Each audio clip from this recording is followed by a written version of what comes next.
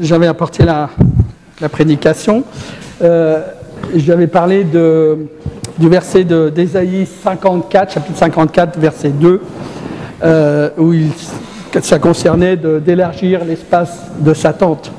J'avais dit que je développerais la deuxième partie du verset à l'occasion, et voilà, c'est aujourd'hui. Donc on va aller dans ce chapitre 54 d'Ésaïe, verset 2, donc, où il est écrit que élargis l'espace de ta tente, qu'on déploie les toiles de tes demeures, ne les ménage pas, allonge tes cordages et affermis tes piquets.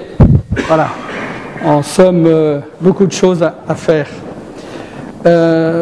Pour faire juste un petit rappel de ce que j'avais apporté la première fois, je voulais simplement dire qu'il est parlé dans ce chapitre 54, sans partir sur la première prédication, mais qu'il était parlé de la croissance du peuple de Dieu en vue de sa restauration. C'est vraiment ce qui émanait du chapitre.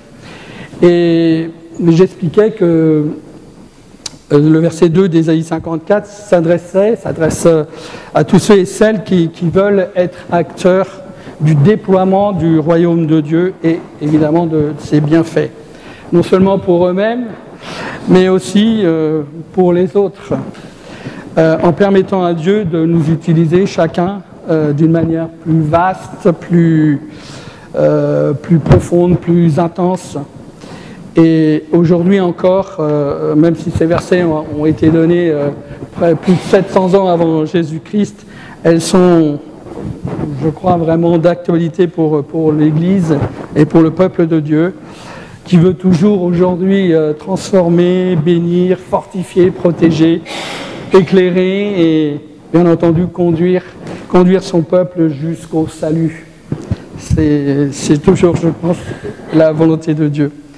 Et voilà, qu'on le veuille ou pas, ça restera toujours la volonté de Dieu jusqu'à la fin des temps, hein, l'accroissement et le salut de son peuple. J'abordais aussi que ce verset mettait en avant une des particularités de la parole de Dieu, qui en fait d'ailleurs toute sa grandeur, c'est qu'en appliquant les directives de Dieu, même de manière individuelle, on entrait dans les mêmes bienfaits et les bénédictions que Dieu veut transmettre d'une manière collective. Et c'est donc le cas d'Ésaïe 54, où les directives de Dieu sont données pour les habitants, étaient données au départ pour les habitants de Jérusalem, mais où chacun a été appelé et exhorté à s'activer de manière individuelle. Et le reste du chapitre 54 nous montre tout le déroulement, les bénédictions que Dieu tenait en réserve et a annoncé à son peuple, aussi bien de manière collective, parce que c'était pour l'accroissement de son peuple, et bien sûr de manière individuelle. Toutes ces bénédictions et ces bienfaits étaient donnés automatiquement, systématiquement de la part de Dieu pour chacun de ses enfants. Et je crois qu'aujourd'hui encore, franchement je le crois profondément, élargir l'espace de sa tente, c'est pour moi une des plus grandes exhortations de Dieu pour son peuple. Il y a beaucoup de directives qui sont données par Dieu. Je ne dis pas que c'est la plus grande, mais en tout cas, ça fait partie des plus grandes. Parce qu'elle nous encourage, cette exhortation-là nous encourage à être en permanence dans cette dimension spirituelle qui honore Dieu, tout en faisant son possible, tout notre possible, pour les remises en question, pour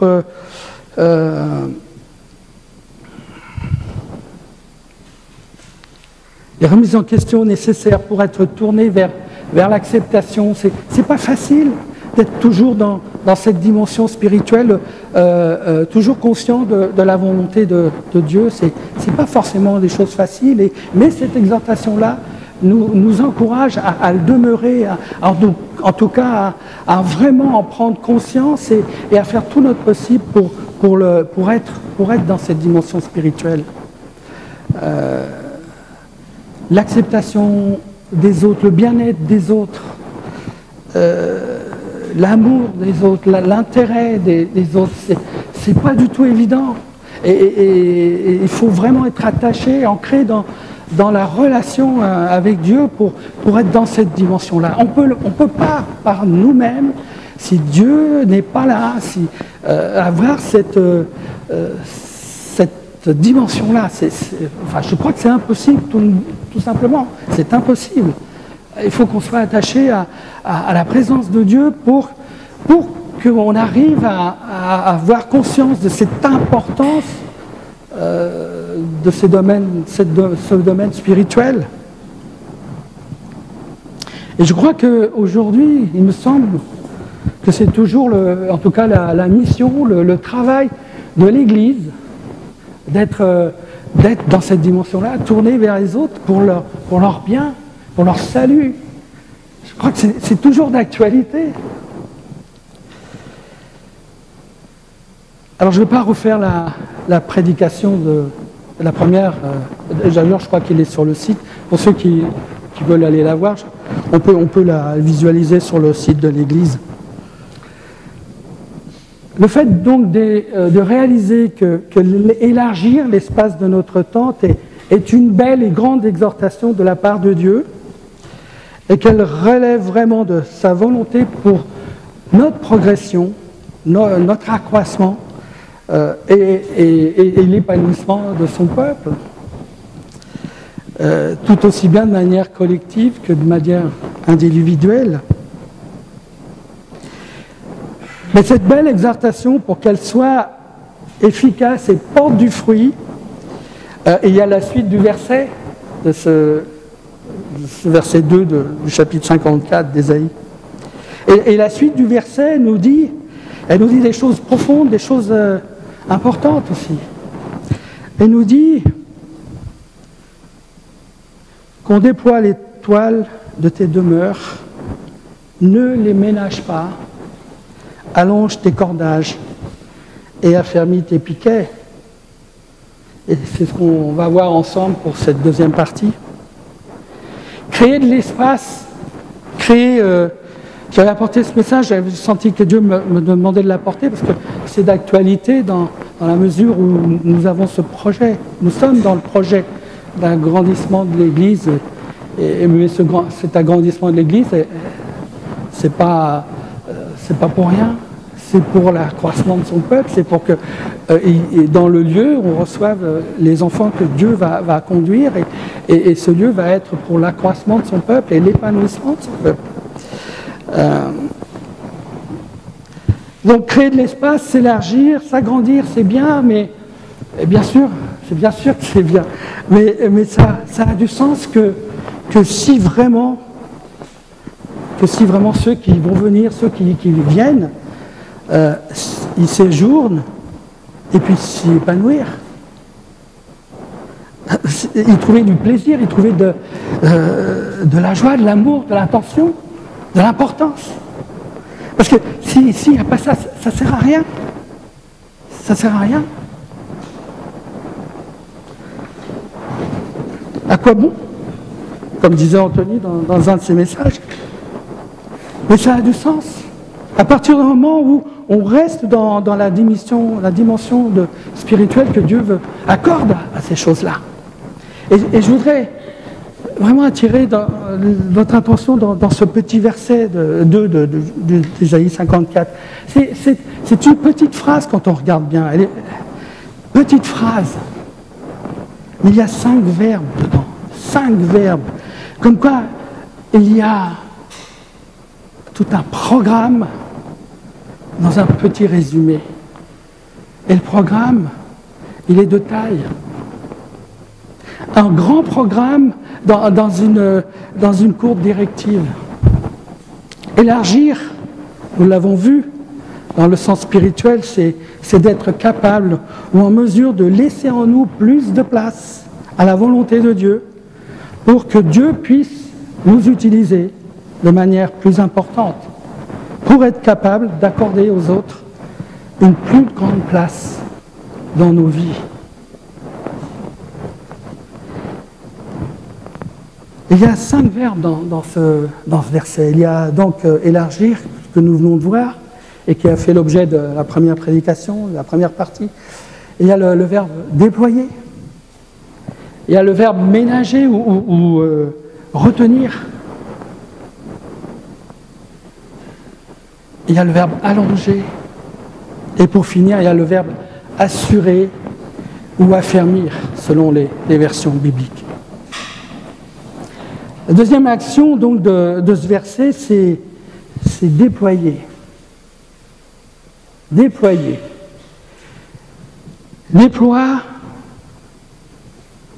Qu'on déploie l'étoile de tes demeures. Déployer, ça veut dire étendre, étaler. C'est encore une action qui demande forcément un effort. Un effort pour étaler l'étoile qui t'abrite, nous dit la parole de Dieu. La question est, c'est quoi l'étoile qui nous abrite? C'est quoi? Sous quoi nous nous abritons? Qu'est-ce que nous souhaitons comme couverture? Une belle situation professionnelle? Des tas de gens se battent pour ça. Des relations avec des personnes hautement placées.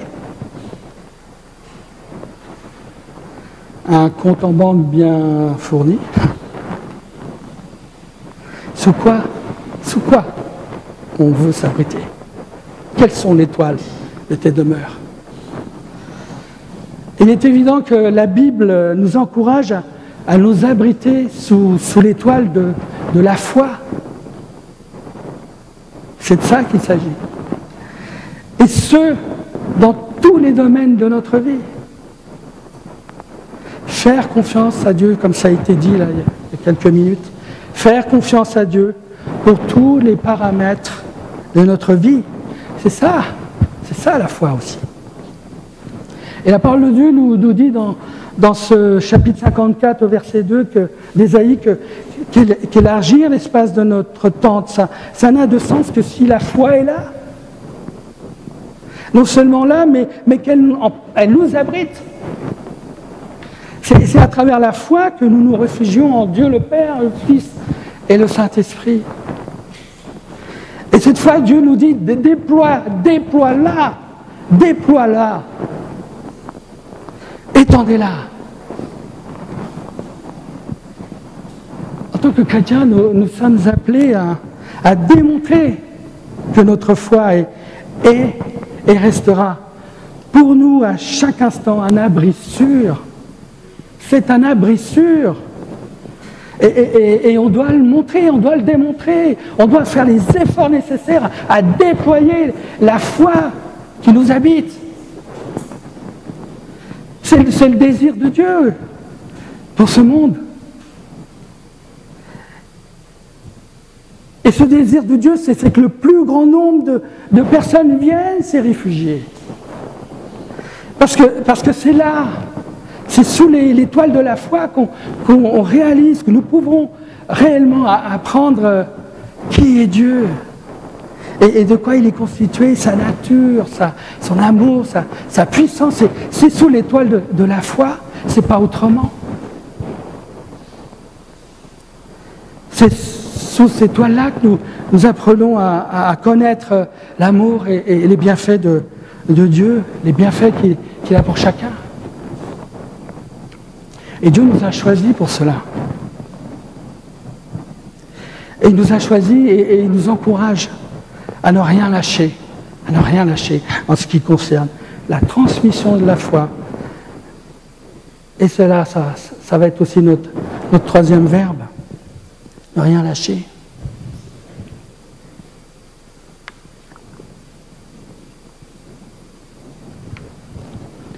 Dans 2 Timothée, 2 Timothée, chapitre 4, verset 7. Paul, l'apôtre Paul dit « J'ai combattu le bon combat, j'ai achevé la course, j'ai gardé la foi. » Le seul combat qui a une valeur pour entrer dans l'éternité auprès de Dieu, c'est de garder la foi en Dieu à travers Jésus-Christ, qui nous dit dans sa parole, dans Jean 4,6, que moi je suis le chemin, la vérité et la vie, nul ne va au Père que par moi. Ça veut dire qu'il y a plein de combats sur cette terre. Oui, il y a plein de combats. Et il y en a qui sont honorables, il y en a qui sont bons, il y a des gens qui se battent pour des causes importantes. Mais il n'y a aucun combat, il n'y en a qu'un, qui nous ouvre les portes pour l'éternité auprès de Dieu. C'est celui de garder la foi. C'est le seul combat qui sert de passeport pour l'éternité auprès de Dieu. Et c'est le seul, il n'y en a pas d'autre. Et parce qu'il n'y en a pas d'autre, c'est le seul bon. Et parce que c'est le seul bon que ce combat nous ouvre les portes du ciel. Et dans ce troisième verbe, d'Ésaïe 54 au verset 2, la Bible nous dit « Ne les ménage pas. Ne ménage pas les fondements de tes toiles, les toiles de la foi. Ne les ménage pas. » Bien sûr qu'il est parlé des toiles qui nous abritent parce que l'enjeu est de taille. L'enjeu est de taille. Ça concerne le salut des personnes, l'autre, mais aussi des personnes qui nous entourent. Et l'enjeu spirituel est énorme quand on le réalise. Ne ménage pas l'étoile qui t'abrite, c'est-à-dire ne restreins pas, ne retiens pas, ne limite pas l'étoile de ta foi. Parce que Dieu veut que nous soyons des hommes et des femmes de conviction,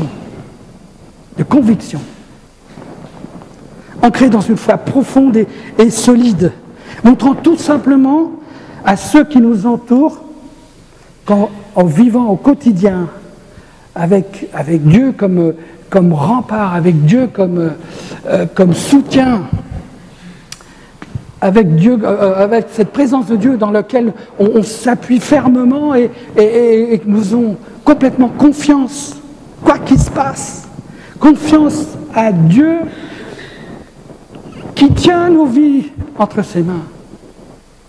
Ne ménageons pas l'étoile de la foi, montrons-la, battons-nous pour ça. Dieu tient nos vies entre ses mains.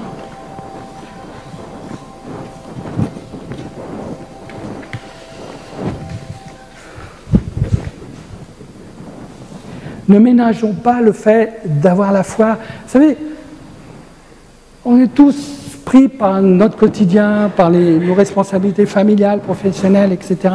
Et souvent, se battant aussi pour tous ces paramètres dans notre vie où il faut faire face à beaucoup de choses, on a tendance, et on se fait avoir, on met, des fois parce qu'on est assailli de toutes parts, on a inconsciemment, on met parfois la foi de côté. C'est une erreur.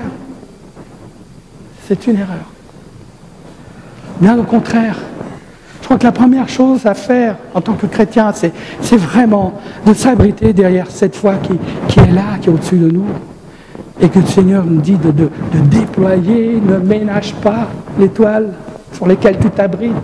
Sous quoi tu t'abrites? J'espère que c'est la foi.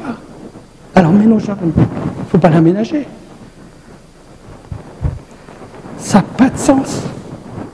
Si on veut agrandir, si on veut s'agrandir, et s'il n'y a pas la foi qui recouvre tout cela. Imaginez qu'on témoigne à tout bout de champ, et que la première difficulté, devant ceux à qui on a témoigné, on s'écroule parce qu'il y a un manque de foi, on ne montre pas, en fait on n'y accroche pas. Ça n'a pas de sens. Et ça détruit presque tout. Enfin, je veux dire, même s'il y a une graine de foi qui commence à naître dans le cœur de ces personnes auxquelles nous témoignons, le fait de nous voir, nous, s'effondrer à la moindre difficulté, la foi s'écroule. Et la foi de ces personnes, elles vont s'écrouler également. Heureusement que Dieu est là, et peut rattraper les choses. Mais en tout cas, l'effort, il est là, déployer l'étoile qui nous abrite.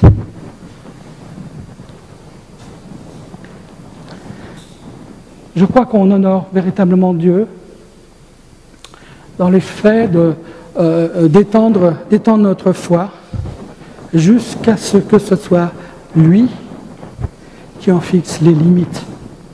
Parce qu'il sait que nous sommes limités. Et qu'à un moment donné, on ne pourra pas aller forcément plus loin. Mais c'est lui qui va diriger ces choses-là, c'est pas nous. Nous, il nous dit justement, déploie, ne limite pas la foi. Mais c'est moi qui suis aux commandes.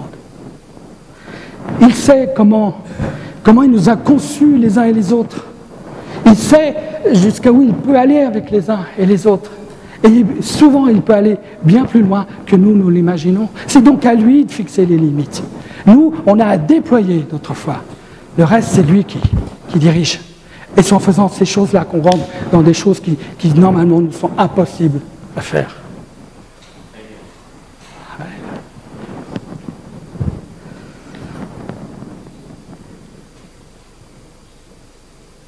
Dieu peut nous conduire dans des choses extraordinaires à partir du moment où on lui fait confiance et on démontre notre foi. Ça, c'était quelque chose d'important aussi. Le troisième verbe. Je suis désolé, on pourrait dire plein de choses, je vais faire un petit peu vite aussi, mais voilà, en tout cas, il y a vraiment à méditer et à être enrichi encore sur ces versets, sur ces directives que Dieu nous donne à travers sa parole. Troisième verbe, c'est allonge tes cordages. Allonge tes cordages. Les cordages dans une tente, je ne suis pas un spécialiste de camping, etc. On a fait très peu. Mais les cordages dans une tente, c'est ce qui va permettre la tente de demeurer attachée au piquet. Les piquets doivent être bien enfoncés en terre pour que l'ensemble tienne. Les cordages assurent donc l'attachement, la fixation de la tente pour qu'elle reste en place et qu'elle ne s'envole pas au moindre coup de vent. Les cordages ont donc un rôle de maintien de la toile pour que celle-ci reste fixe. Et spirituellement, allonger ces cordages, cela signifie, si on le prend du point de vue spirituel, ça signifie de repousser davantage nos limites pour nous maintenir dans l'amour et la présence de Dieu. Allonger ces cordages, c'est rendre plus souple, plus flexible, sans rien lâcher pour autant. Il y a une grande nuance, on ne lâche rien, on rend simplement plus souple. Tous ces cordages qui nous maintiennent dans l'amour et la présence de Dieu, qui maintiennent nos foyers dans l'épanouissement et la présence du Seigneur. Parce que nous vivons des temps, et ça a encore été dit tout à l'heure par Tim, nous vivons des temps où maintenant, surtout maintenant peut-être encore plus qu'auparavant, des moments où nous n'avons surtout pas à faiblir dans ce que nous sommes, à savoir des chrétiens authentiques, pas ceux qui font semblant. Ça ne vaut rien du tout spirituellement. C'est parce qu'on vient à l'église qu'on est authentique. L'authenticité devant Dieu, c'est lui avoir confié nos vies, nos cœurs, et le laisser régner sur nous. C'est ça l'authenticité. Être des chrétiens authentiques, allonger ces cordages, c'est avoir plus de consécration au Dieu, plus d'amour, plus de compassion, plus de bonté, plus de patience, plus de douceur, plus d'attention et plus d'intérêt aux personnes qui nous entourent. Et c'est pas un mince programme, C'est difficile. C'est difficile, ça, en tant qu'être humain, de pouvoir apporter cette dimension spirituelle autour de nous. On a besoin d'être attaché à la présence de Dieu. Et cette présence-là qui va nous donner la possibilité d'allonger nos cordages. Mais il y a un effort de notre part à faire. Il y a cette volonté de dire, Seigneur, mais sans toi, je ne peux rien faire, moi. Comment je peux faire pour ces choses-là? Alors que, voilà, on est tous père, mère de famille, on a un travail, on a un foyer à faire tourner, on a des enfants à élever, on est accablé par les responsabilités et les difficultés de la vie quotidienne. Et à travers ça, il faut qu'on amène toute l'attention de Dieu auprès des autres, mais on ne peut pas y arriver. Si on n'est pas ancré dans le Seigneur, on ne peut pas. Enfin, en tout cas, moi, je n'y arrive pas. Et je pense que si on est lucide, personne ne peut y arriver. Personne.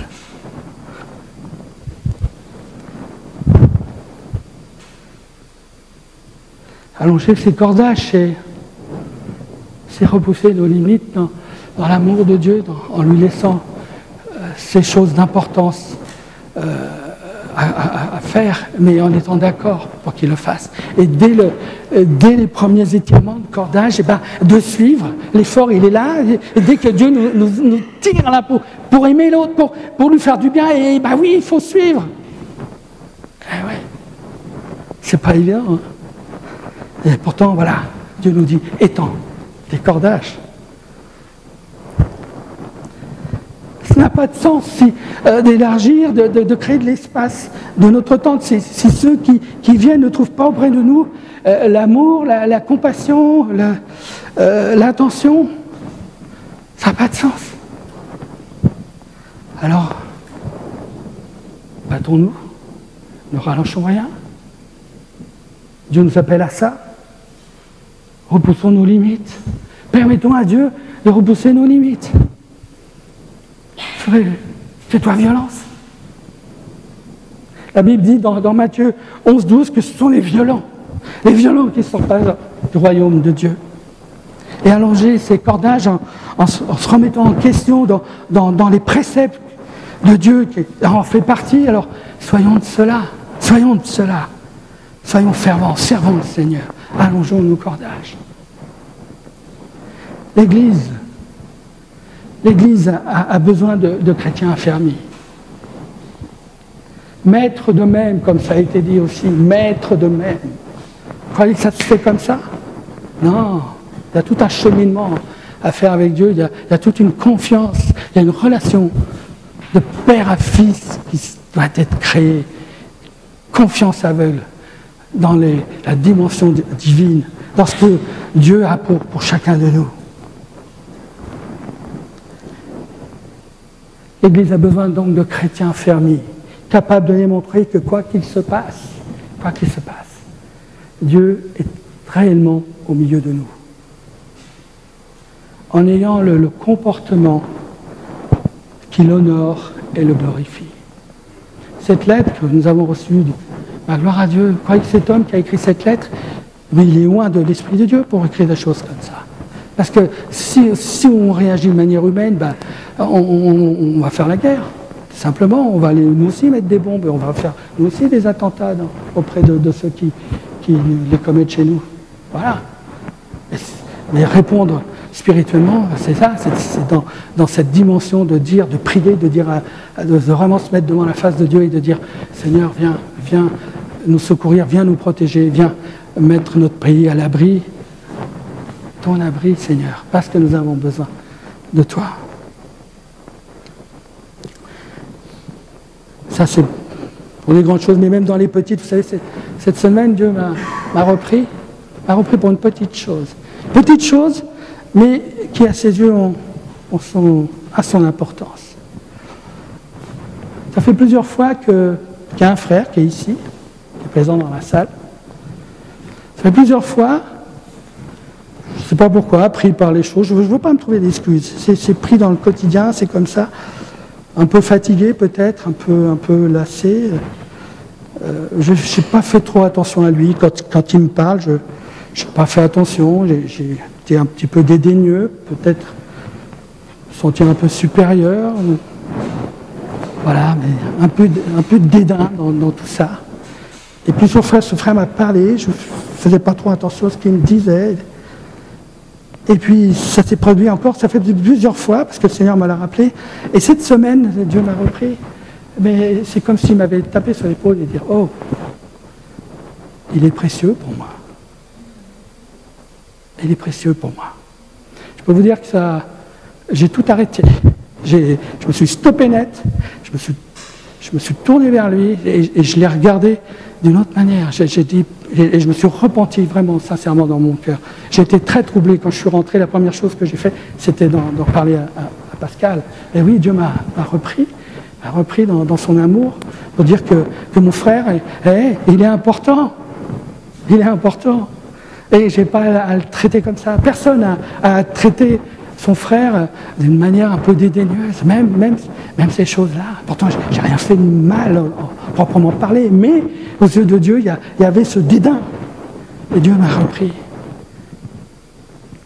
Quand nous nous parlons les uns et les autres, faites attention, faisons attention à la manière qu'on écoute, à la manière qu'on regarde, à la manière qu'on se comporte. Ce sont des choses importantes, même si elles ne nous paraissent pas énormes par rapport à d'autres situations, mais Dieu fait attention à ces choses-là.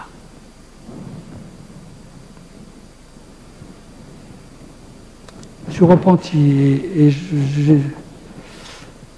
j'ai dit au Seigneur vraiment que j'allais désormais faire attention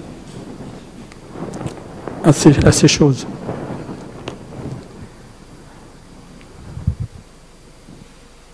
Le 5e verbe,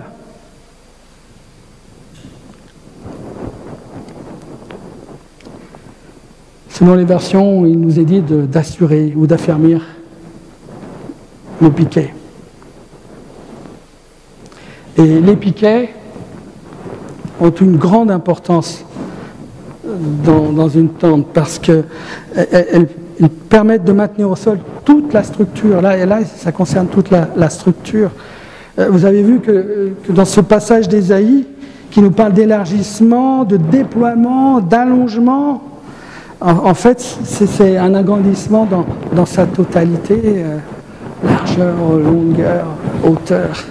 C'est un agrandissement. En fait, Dieu veut nous élever et nous donner de grandir dans tous les domaines. C'est un agrandissement dans tous les sens que nous parle ce verset. Et plus la tente est grande, et plus les piquets doivent être bien enfoncés dans la terre. L'image spirituelle qui en découle est la suivante. Plus vous aspirez à grandir, plus vous devez vous enraciner en Christ. D'où l'affermissement des piquets. Et qu'est-ce qui peut réellement vous affermir en Christ, si ce n'est sa parole? Pour ceux qui étaient là dimanche dernier, j'ai vraiment aimé j'ai beaucoup aimé la prédication d'Henri, qui nous a rappelé, qui nous a ramené à l'importance de la parole.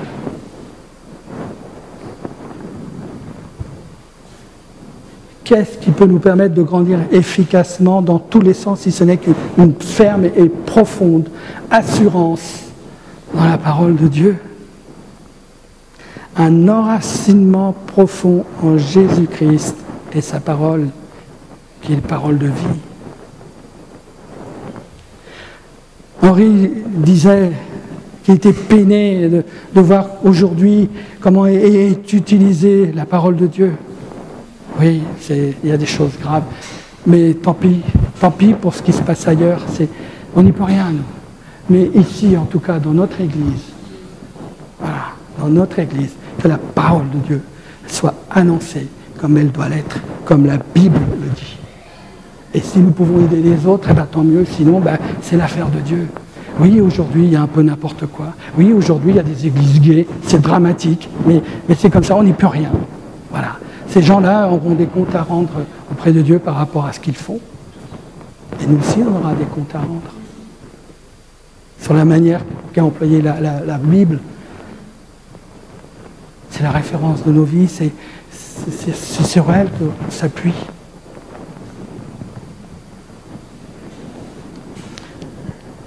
Moi aussi, je suis peiné de voir ce qui se passe. Je suis peiné de voir des communautés où on fait n'importe quoi, où on met les dons spirituels en avant, un tire-larigot.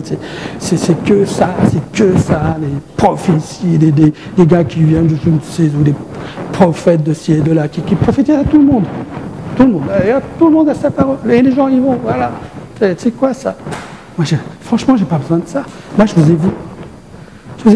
J'ai mon église ici. J'ai pas besoin d'aller cavaler dans des endroits où un prophète, soi-disant prophète, annonce ceci et là, un tel. Tout le monde, voilà, j'ai des gens qui ont des prophètes, des paroles pour tout le monde. Voilà. Je connais certains d'ailleurs qui tombent dans ces choses-là et les paroles qu'ils ont reçues ne sont jamais réalisées. Mais merci Seigneur, parce qu'au moins, voilà, on voit d'où ça vient.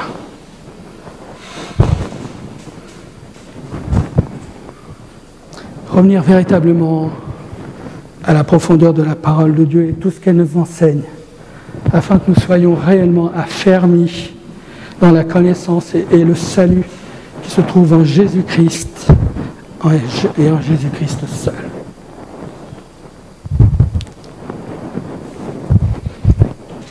Éphésiens 2, chapitre 2, verset 22, nous dit qu'en lui, vous êtes édifiés ensemble pour être une habitation de Dieu en esprit, mais pas n'importe quelle habitation. Une habitation de Dieu en esprit. Cela implique un véritable enracinement dans la parole de Dieu.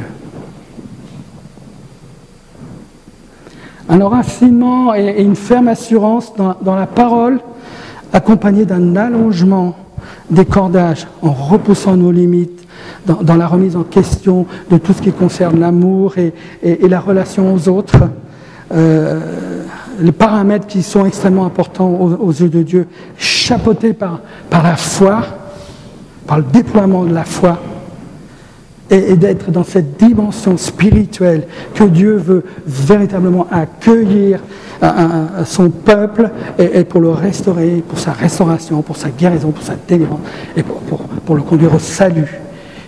Tout ça, mes frères et sœurs, ce sont des ingrédients dans lesquels Dieu est glorifié, dans lesquels Dieu il trouve plaisir, il trouve son compte et peut nous conduire d'une manière extraordinaire. C'est Dieu qui est glorifié lorsque toutes ces choses sont respectées et l'effort fourni de notre part pour que ce soit vrai devant la face de Dieu. Ce sont les ingrédients d'une réussite spirituelle dans laquelle, je viens de le dire, Dieu est glorifié. Et nous, ses enfants, nous sommes en première ligne pour recevoir les bienfaits et ses bénédictions. Voilà. Donc vous voyez, élargir l'espace de sa tente, c'est pas une mince affaire. C'est un programme, c'est une volonté, c'est une mise en route et c'est un effort pour chacun. Mais quand on lit la suite du chapitre 54, quand on voit toutes les bénédictions que Dieu a derrière tout cela, c'est extraordinaire. C'est extraordinaire. Moi, je crois à ce projet. Je crois à l'agrandissement de l'Église. Je crois que Dieu va conduire ce projet. Je crois que Dieu s'intéresse à nous, s'intéresse au peuple de Rochefort, s'intéresse à ces personnes qui vont venir, mais on se doit de les accueillir comme Dieu le veut. Il y a pas, le programme, il est là. Il est dans les repoussements des limites, il est dans l'attention, dans l'amour à leur donner, les soins à leur apporter. C'est un vaste programme et Dieu va nous donner de le faire si nous sommes en relation avec lui et dans cette dimension spirituelle. Sinon, c'est même pas la peine. Ça va être un projet qui va capoter. Mais il ne capotera pas. Je ne crois pas. J'ai confiance en vous. Je sais que vous aimez le Seigneur. Je sais que vous avez ce désir d'accroître, de voir Dieu accroître son Église, de voir Dieu remplir cette salle et les travaux qui seront faits. Oui, oui. Mais Dieu le fera que si vraiment on est avec lui. Et moi, ce matin, je veux vous dire, allons-y, let's go, comme ça a été dit. Ouais, allons-y. Allons-y, mais dans cette dimension-là. Parce que sinon, Dieu ne trouvera pas sa place. Et les choses vont se faire d'une manière extraordinaire si Dieu est à sa place et nous à la nôtre. Amen. Voilà, je voulais apporter ce matin. Je veux vraiment remercier le Seigneur. Le remercier pour ses encouragements, remercier pour sa volonté, remercier pour la conduite qu'il va nous donner dans ces choses importantes. Le programme est important. Et les enjeux sont extraordinaires. Merci Seigneur.